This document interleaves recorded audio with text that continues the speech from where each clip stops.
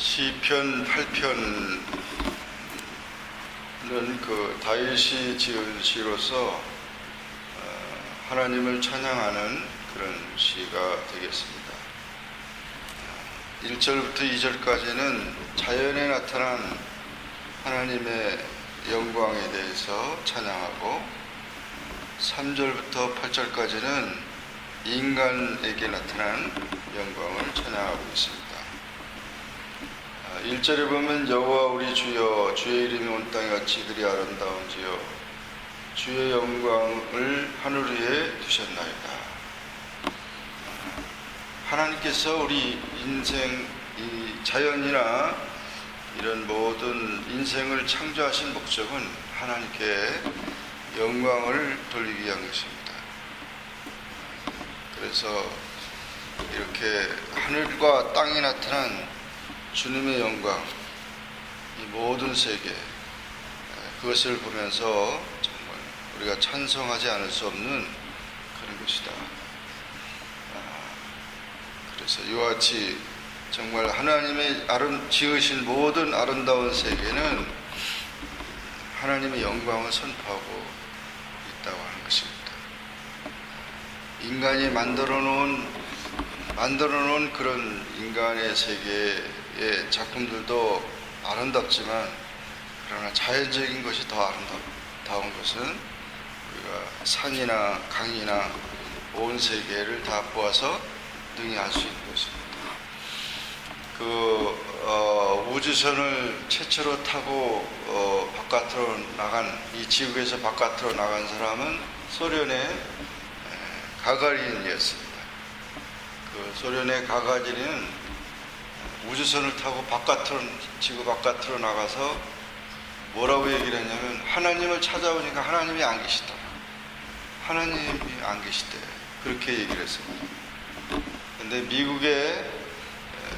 미국의 존 글렌 증령이 또 두 번째로 나가는데, 나가서 그 우주선을 타고 지구를 이렇게 한 바퀴 도는데 지구가 너무 아름답더라는 거죠.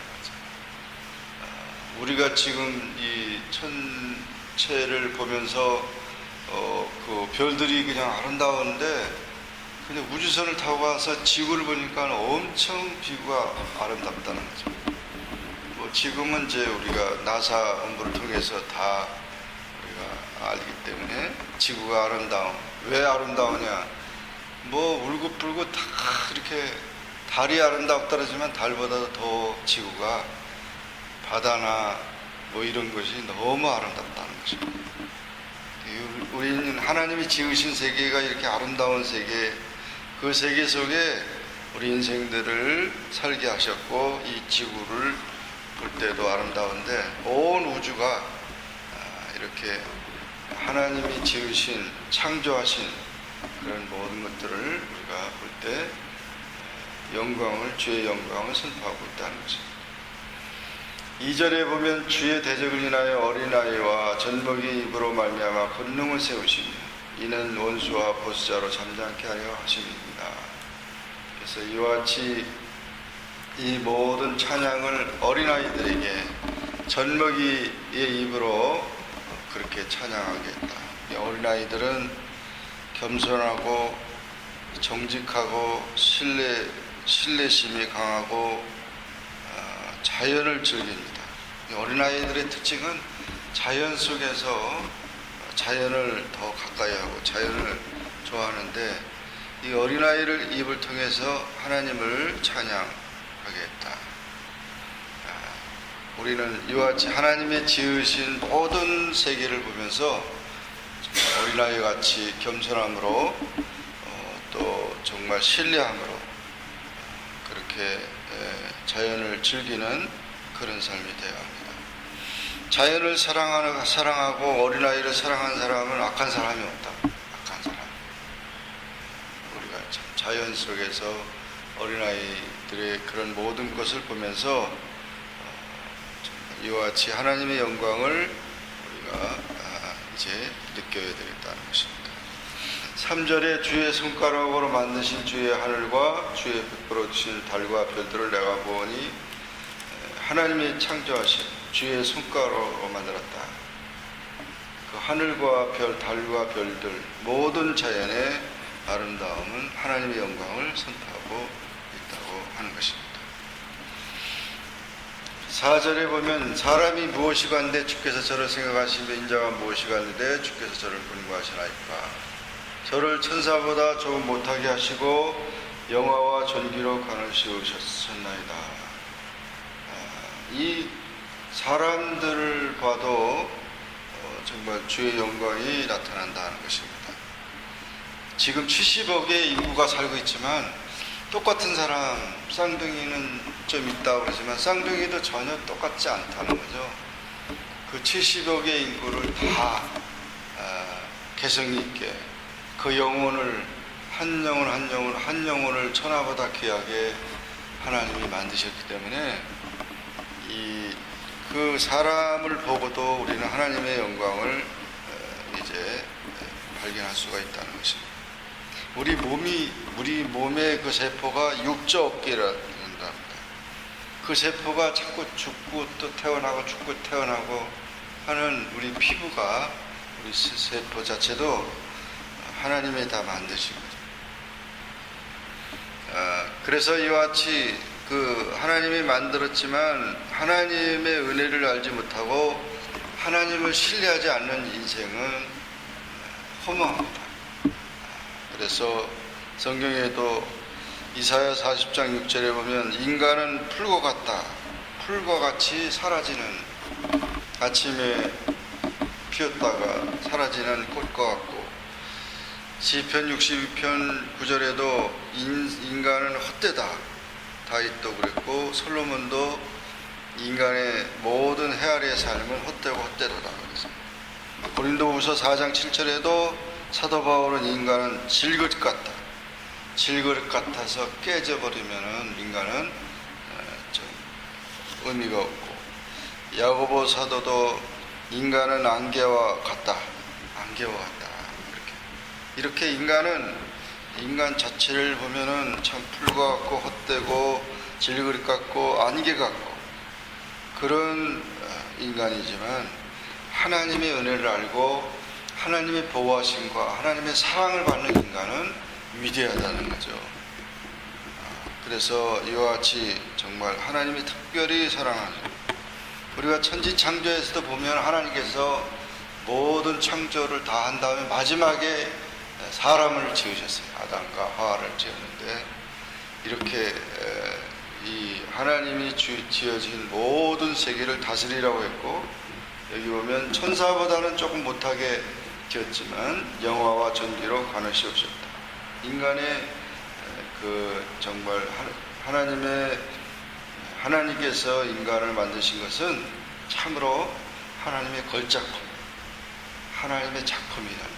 그래서 이 아름답고 위대하다. 그리고 주의 손으로 만드신 것을 다스리게 하시고 만물을 그 발에 두셨으니 곧 모든 우양과 들짐승이며 공중의 새와 바다의 어족과 해로로 다니는 것이니라. 여호와 우리 주여, 주의 이름이 온 땅에 어찌 그리 아름다우죠. 이게 하나님께서 사람을 지으시고 이 세계 모든 만물을 다스리라고 하셨습니다. 그래서 이와 같이 다 다스리라는 것은 이게 다 네 거니까 내가 청지기 같이 그것을 다스리라 그래요. 그렇게 하나님은 우리 인간을 그렇게 지으셨고 또 그렇게 우리 인간을 하여금 사명을 줬는데 우리 인간이 지금 그 의미를 깨닫지 못하고 어떻게 보면 과거로부터 산을 숭배하고 무슨 자연을 숭배하고, 어느 나라는 소를 우상으로 삼고, 인도 같은 나라는 뱀을 갖다가 신으로 여기고 이런 우상 숭배들이 많이 있었어요. 이런 모든 자연적인 것과 인간의 세계는 다 하나님의 영광을 드러내기 위한 것이기 때문에 우리가 하나님이 귀히 여기시는 그런 삶이 되어야 된다 하는 것입니다. 이제 예수님께서 이 세상에 오신 것은 우리로 하여금 다시금 인간이 하나님의 형상을 회복하기 위해서, 하나님의 사람으로 온전케 하기 위해서 주님이 오셨고 우리를 구원하신 것입니다. 인간은 사실은 왕적인 그런 권능을 하나님이 주셨는데 그것을 다 잃어버렸어요. 그래서 어떻게 보면 인간은 막 짐승 같은 그런 타락된 그런 삶도 있을 것이고 그렇게 저기지만 그러나 우리의 정체성을 찾고 하나님 앞에서 아름다운 그런 삶을 살아가야 되는 것입니다. 어떤 사람이 그 돌을 깎고 있었어요. 큰 성전을 짓고 있는데 돌을 깎고 있는데 세 사람이 돌을 깎는 사람이 있었습니다.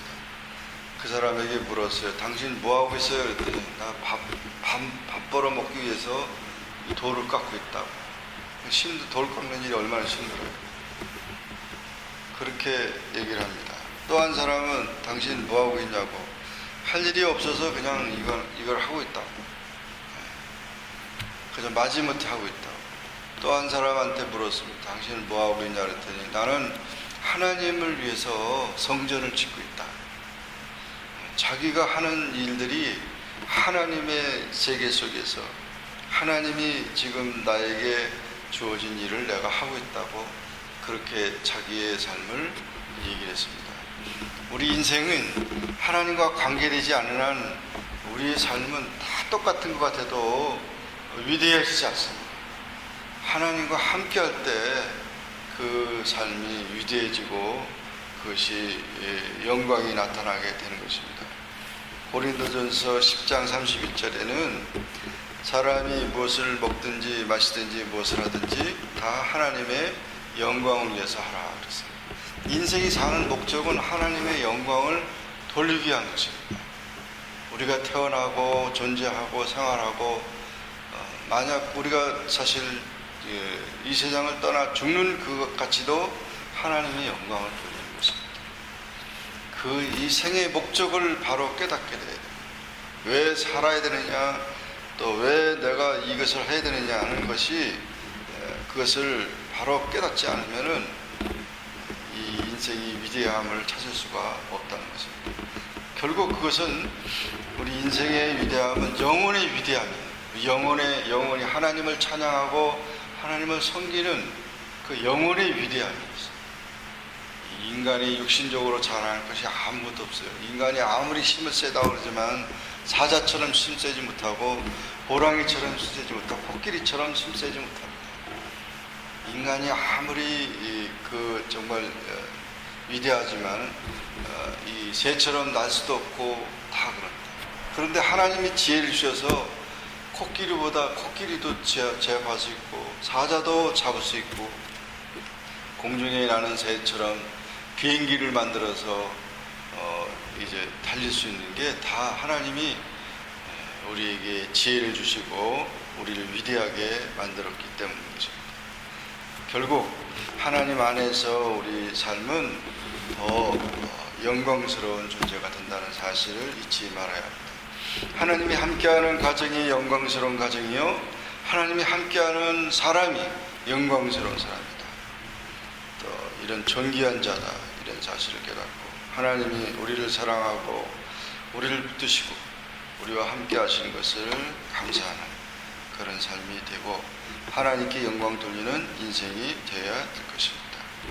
세상에 모든 이제 영광스러운 일이 많이 있지만 하나님 앞에 예배드리는 그 일이야말로 가장 영광스러운 것입니다.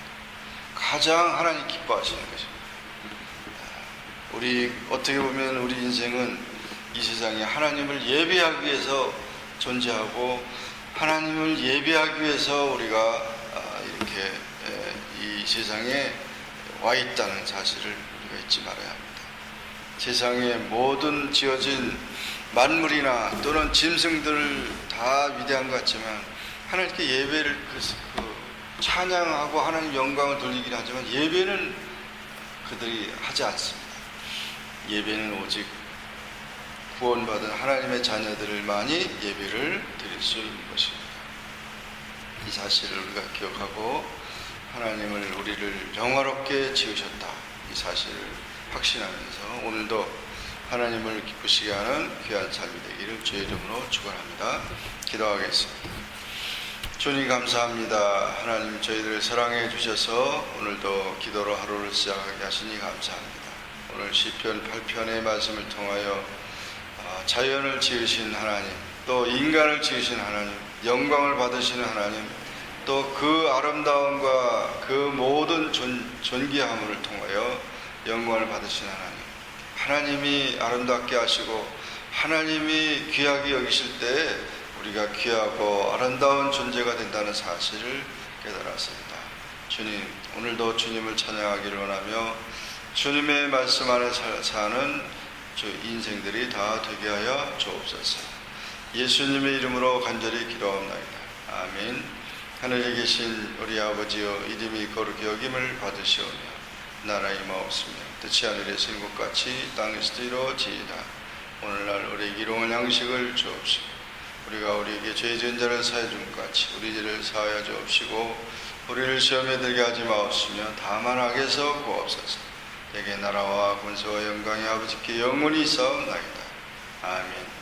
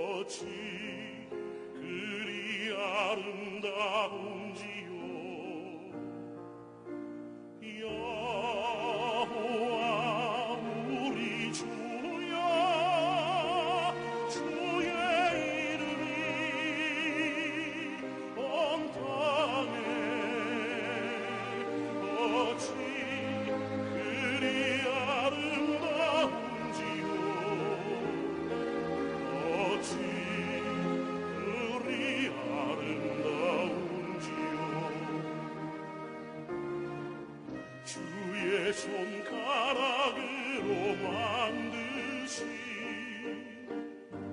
주의 하늘과 주의 베풀어 부신 달과